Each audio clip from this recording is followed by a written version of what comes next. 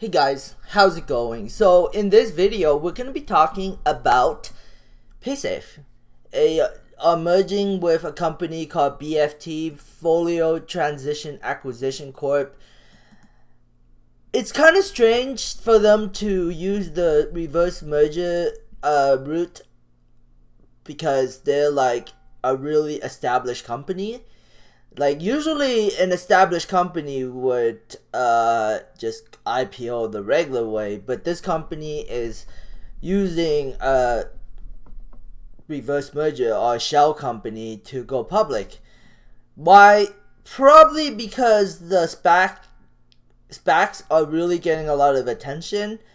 So to me that is a little bit of a red flag, because usually a company that's established go the IPO route and they don't go the reverse merger route. But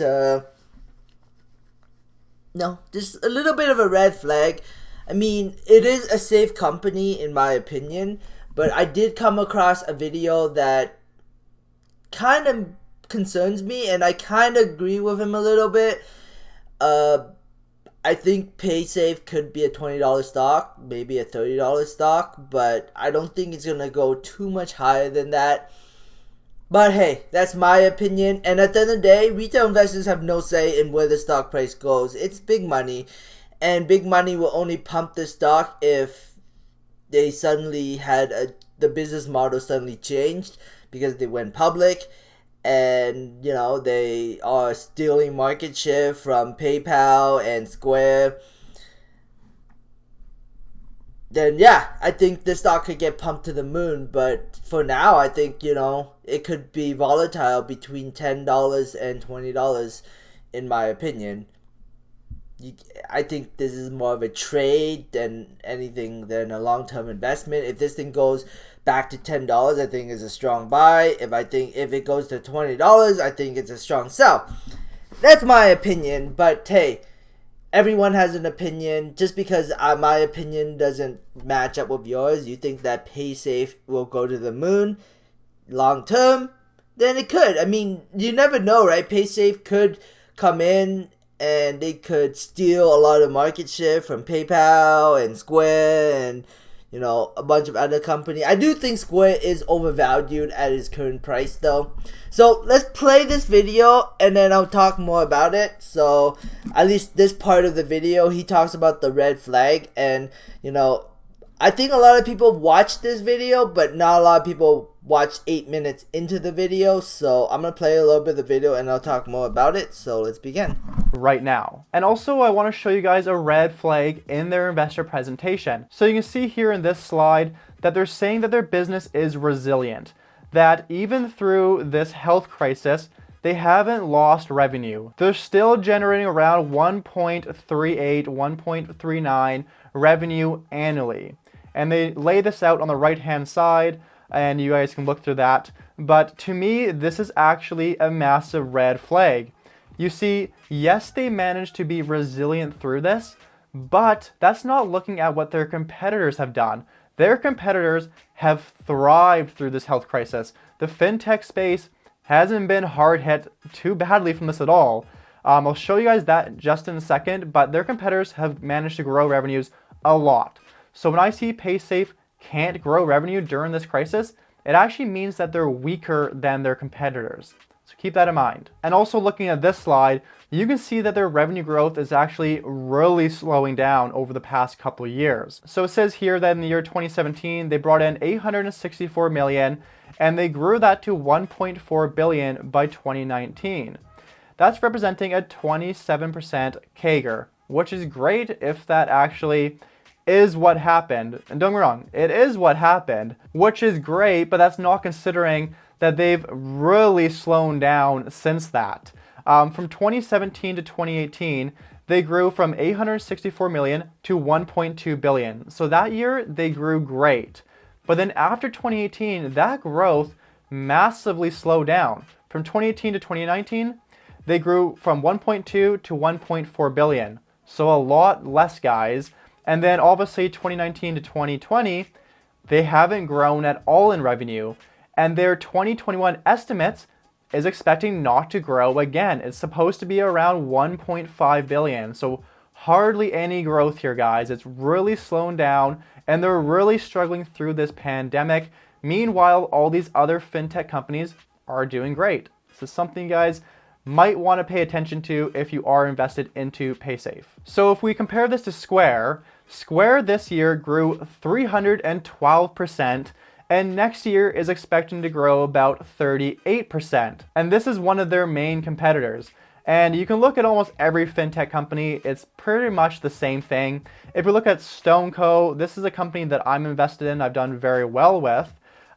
This year they've grown at about 33%, and next year they're expected to grow at 53%. So this year actually did hurt StoneCo a bit. Instead of growing at 50%, they grew at 33%. But still grown, guys. And next year they're expecting to bounce right back. So to me, this is really concerning, and this won't matter if paysafe can prove all of this wrong and if they grow 20+%.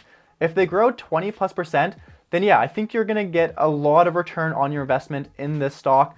But if they only grow on how they're projecting, I think your money is better off in other fintech companies personally. What this company really reminds me of is Dropbox. Dropbox is that old, slow-growing, pretty decent value company. It's a pretty safe play. You're probably gonna make a bit of money over time, but it's nothing too impressive. To me, that just really reminds me of Dropbox. Obviously, different business plans and different business entirely, but the way it's growing, the way it's established, everything just reminds me of that. So yeah, guys, to sum up this video, to me, BFT isn't a buy. I think there's just better fintech companies out there. So, as you heard him, he's not a buy. But I want to put a little twist on that. If the stock was to go back to 1044, I'd say load the boat on this stock, because you can make an easy 50% return on investment. If this thing goes to $20, I would I would say short it, but again, that's not financial advice. That is your own personal risk tolerance. But, that's what I think will happen. You could make a small position here, so if you think it'll keep going up, then you could, make a small position, but I say try to buy lower than $15 if you can, if you can. But hey, not financial advice, just my opinion. We'll see what happens in the future with this company. But Square, I do think is overvalued. Square has been growing incredibly. If we look at the last earnings report, it was a huge growth factor. $1.9 billion to $3 billion. They grew $1 billion of revenue, but their cost to revenue was $2.239 million gross profit. So yeah, they grew, but so that their cost of revenue, and they didn't really even make that much money. $50 million. Oh, I made $50 million, and I'm worth $100 billion. Like what? Like, come on, that just is ridiculous. But hey, they're in the fintech space, but I still think this is extremely overvalued, and I think that this stock is a short. But hey, that's my opinion, not financial advice. We'll see what happens. Yeah, the higher this thing go, the better the short. Maybe it's a little late to short because it could bounce, and it is kind of downfalling right now. PayPal is is $274 billion. You can't. PayPal is a different story itself. It's the leader in the space, and the leader always get like a huge premium. Like, look at Tesla, right? Tesla is the leader in the electric space, and they're gonna get a huge premium on it because they're the leader. So, and Tesla, PayPal was created by Elon Musk, and Elon Musk created an awesome company. So yeah, Elon Musk is a genius. Anyways, thanks for watching. Subscribe for future updates and have a great day. Bye.